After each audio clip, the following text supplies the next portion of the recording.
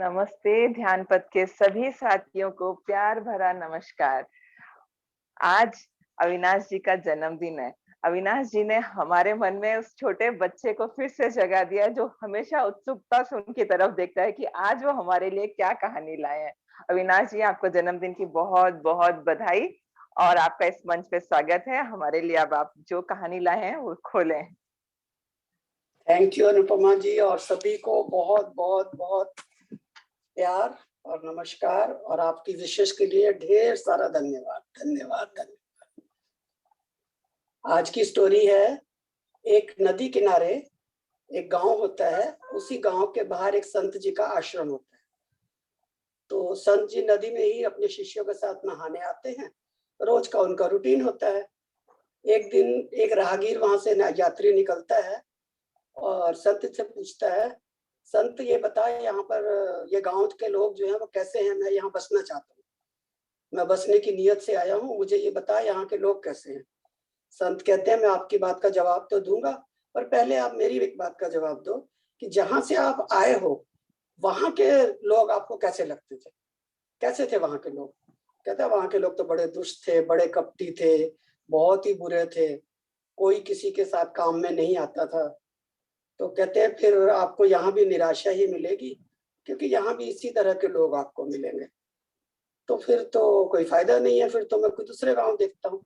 कहते हैं, हाँ देख लो। ये कह के वो राहगीर चला जाता है दूसरे गांव के रास्ते। संत जी अपने रास्ते चले जाते हैं। 2-4 दिन निकलते हैं। एक दिन फिर एक राहगीर आ रहा होता है। वो भी आके बड़े शांति से, बड़ी सज्जनता से उनको कहता है, प्रणाम महात्मन, मैं आपसे कुछ निवेदन करना चाहता हूँ, कर सकता हूँ। कहते हैं, हाँ हाँ बिल्कुल करिए, मैं दूसरे गांव से आया हूँ और कहीं बसने के लिए अपना राह देख रहा हूँ। तो इस गांव में कैसे लोग हैं, क्या मैं यहाँ बसने का अपना विचार जो है बना सकता हूँ। तो संत कहते हैं, वही प्रश्न जो उससे पूछा था कि आप बताइए कि आप जहाँ से आए हैं वहाँ के लोग कैसे थे। कहते हैं, अरे महात्मान, वहाँ की तो मैं याद ही नहीं भूल सकता। इतने भले लोग, इतने अच्छे लोग, इतने दयालु लोग, सबके दुख सुख में हर वक्त काम आने वाले लोग, उनकी तो याद हमेशा मेरे दिल में रहेगी। तो कहते हैं, फिर आपको निराश नहीं होना पड़ेगा, यहाँ भी आपको बिल्कुल ऐसे ही लोग मिलेंगे जो कि सभी की सहायता करते हैं, सबके साथ हैं, भले हैं, बहुत सदाचारी लोग हैं। आपको निराश नहीं होना पड़ेगा, आप आराम से यहाँ बसने का प्रोग्राम बना सकते हैं। वो राहगीर उनको धन्यवाद महात्मन कह के गांव के अंदर चला जाता है कि मैं अपना जाके ठिकाना ढूंढ लूंगा। शिष्य ये सब उस दिन भी देख रहे थे और आज भी देख रहे हैं। तो वो शिष्य अपने गुरु से पूछते हैं, महात्मन ये क्या बात है, एक ही गांव, एक जैसे ही आदमी, एक ही बात बसने की, और दोनों को आपने अलग अलग जवाब दिए। संत जी मुस्कुरा के बोलते हैं, बात यह है कि जाकी रही भावना जैसी, प्रभु मूरत देखी तिन तैसी। लोग बुरे नहीं होते, लोग अच्छे भी नहीं होते, कहीं के भी कोई भी, सभी लोग एक समान कभी हो ही नहीं सकते। जब हमारे हाथ की 5 उंगलियां बराबर नहीं होती, तो हम ये कैसे कह सकते कि एक गांव में रहने वाले 1000 लोग जो वो एक जैसे होंगे, अच्छे ही होंगे या बुरे ही होंगे, ये तो नहीं हो सकता। तो आप ये नहीं कह सकते।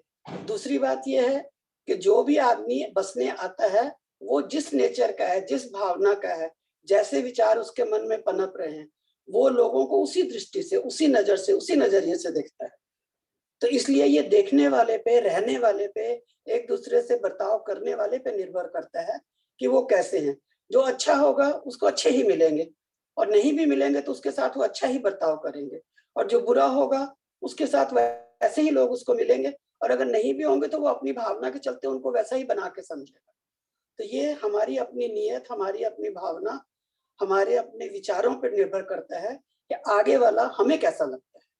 तो इसलिए अपनी भावना, अपने विचार, अपना प्यार, अपना प्रेम ऐसा रखिए कि आपको सभी प्रेम में लगे। बाकी हर जगह हर तरह के लोग होते हैं, एडजस्ट करना ही पड़ता है।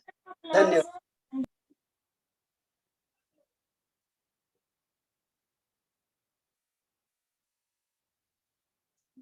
आवाज नहीं आ रही, आवाज नहीं आ रही आपकी।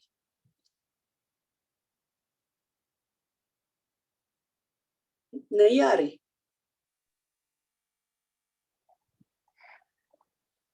बहुत सुंदर अविनाश जी। जैसे हमारे अपने भाव होंगे, हमें दूसरे भी एक आईने के जैसे वैसे ही नजर आएंगे। दोस्तों, आपको भी ये कहानी पसंद आई होगी। इसकी शिक्षा बहुत गहरी है, समझने का प्रयास करें और इस चैनल को सब्सक्राइब करें और हमसे हमारे साथ जुड़ते जाएं।